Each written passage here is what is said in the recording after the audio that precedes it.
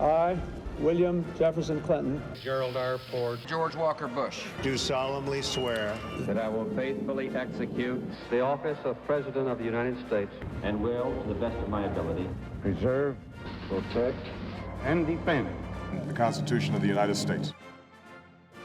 George Washington set the precedent for delivering an inaugural address. He also holds the record for the shortest, 135 words. 1829, Andrew Jackson fancied himself a populist, the first outsider president.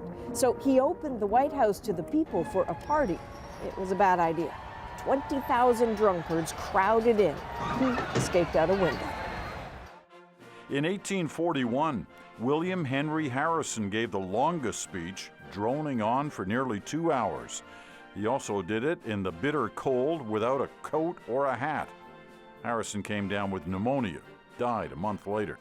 In 1909, a blizzard forced William Taft to take the oath inside. But after 6,000 men cleared the route, the parade went ahead, with Helen Taft becoming the first First Lady to ride along with the President. A quick exchange of greetings, and Mr. Hoover takes his place by the side of his successor, the retiring President and the new, the man who bore the burdens and the man who now assumes them.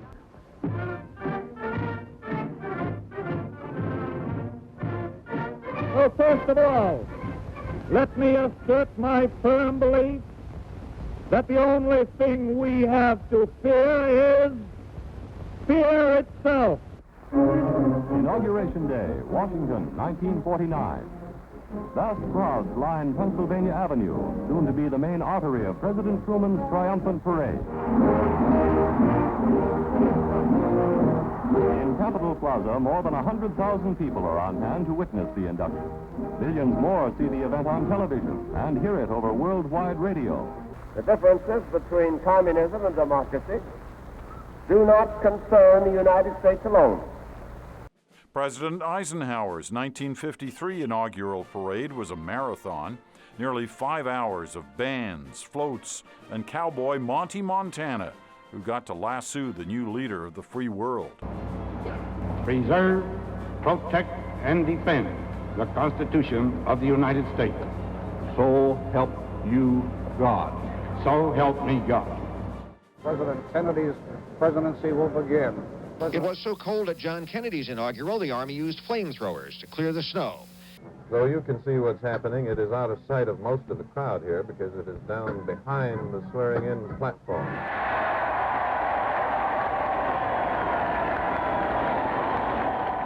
And so, my fellow Americans, ask not what your country can do for you. Ask what you can do for your country. It was not so much an inauguration as it was more of a coronation Texas style. The American presidential inauguration has become a dazzling event, a far cry from the early days. Thomas Jefferson simply walked 2 blocks from his boarding house in Washington to the Capitol, was sworn in, made a speech, and then he walked back to the boarding house. By the time President Madison was inaugurated, the hoopla was starting to grow, and he sourly commented, "I wish I'd stayed in bed." But for his inauguration, President Johnson, exultant with his dramatic and huge election victory, told fellow Texans, "Y'all come to the ceremonies." There are few things more exuberant than a Texan when he's exuberant, and Washington has been something like Toronto during a Calgary Stampede or Grey Cup invasion, but it all starts with the solemnity, the swearing in of first the Vice President and then the President. For this is what America is all about.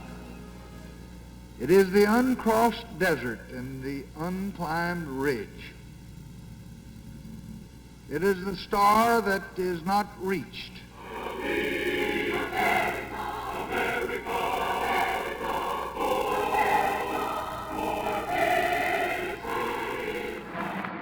You have to know presidents are really sensitive about inauguration imagery. Richard Nixon, for example, was worried about the pigeons. He didn't want them raining on his parade. Had the inaugural committee spray chemical in the trees to stop them from roosting, only the pigeons ate the chemical and it killed them. Pigeon carcasses all over the parade route. Granted a mandate in the 1972 election, a confident Richard Nixon succeeds himself as president. With America's withdrawal from Vietnam, his popularity soars to new peaks. Then, as the shadow of Watergate deepens and massive defections deplete his loyal ranks, it becomes perfectly clear that things will never be quite the same as they are on this January 20th. My fellow Americans, our long national nightmare is over. Our Constitution works. Our great republic is a government of laws and not of men.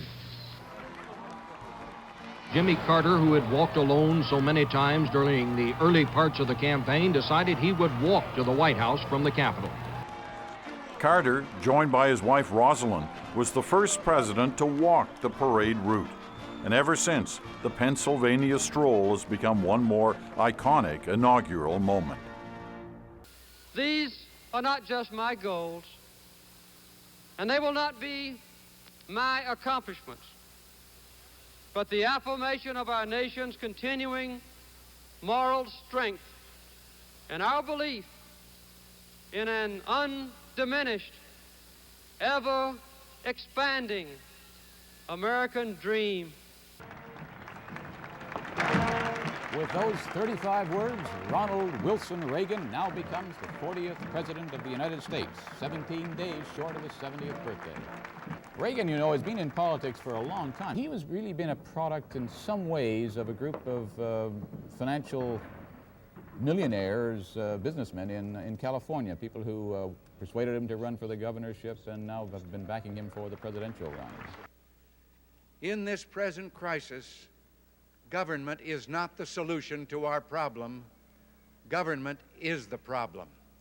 Oh, the land and oh, the free and the home of the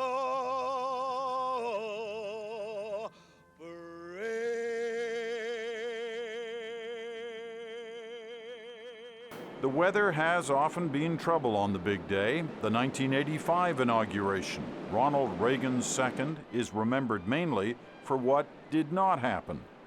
I went searching into the closet. I had a pair of long johns. I was going to put them on.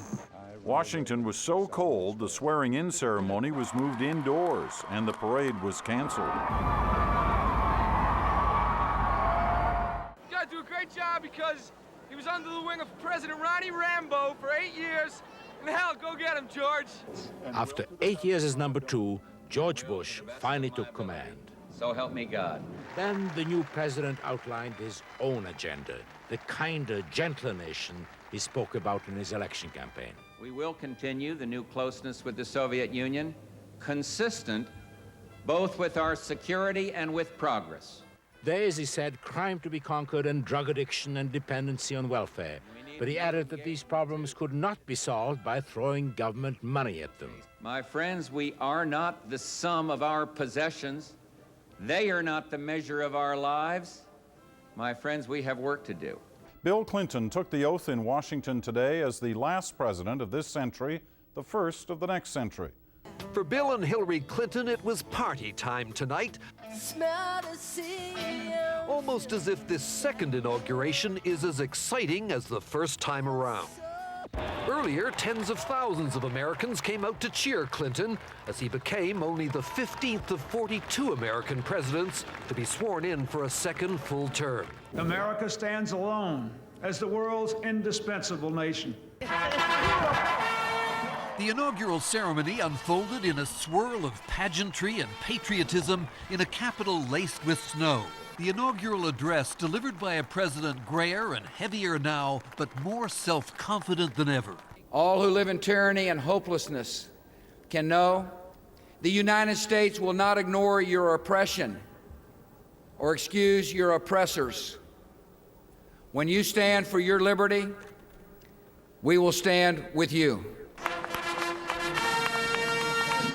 Adding to the history of today, the first black president will be sworn in publicly on the U.S. national holiday that celebrates civil rights leader Martin Luther King.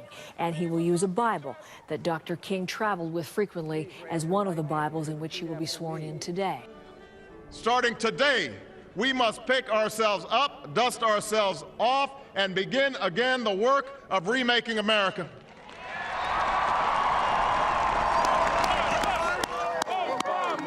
one of history's biggest inaugural flubs? Rock H.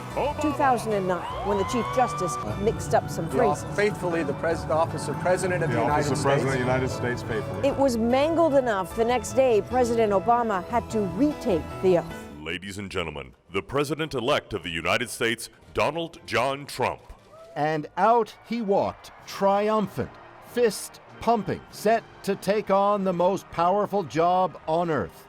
For Donald Trump, one of the more unlikely ever to ascend to the White House, all that now stood in his way was that 35-word oath. Congratulations, Mr. President. As he did throughout last year's campaign, Trump painted a dark picture of America, not just abandoned factories, but inner-city poverty, crime, gangs, drugs. On all of it, he said, "This American carnage stops right here and stops right now." Never before, on its most triumphant day, the citadel of American democracy enveloped in security, fortified against unprecedented threat. Since Abraham Lincoln, under threats of insurrection, invoked bind up the nation's wounds, Inauguration Day has been a powerful signal. Threats shadow all inaugurations. President Obama carried a note in his pocket, instructions in case of attack from foreign actors. This time, the threat is homegrown. Biden's theme Wednesday will be America United, but he'll speak to deeply divided states. Our history has been a constant struggle between the American ideal and the harsh, ugly reality that racism, nativism, fear, demonization have long torn us apart. The new vice president, Kamala Harris, and the second gentleman, get used to that, I, Kamala Davy Harris, solemnly swear. who watched proudly as she secured her place in history, the first Black and South Asian and female VP. COVID safety meant a slim guest list, giving the ceremony an air of an intimate party, albeit with 3 former presidents, and Vice President Mike Pence, who awkwardly filled a void left by his boss, who refused to show. Only 3 outgoing presidents ever refused to attend, Andrew Johnson the last in 1869. Donald Trump brings that insult into this century.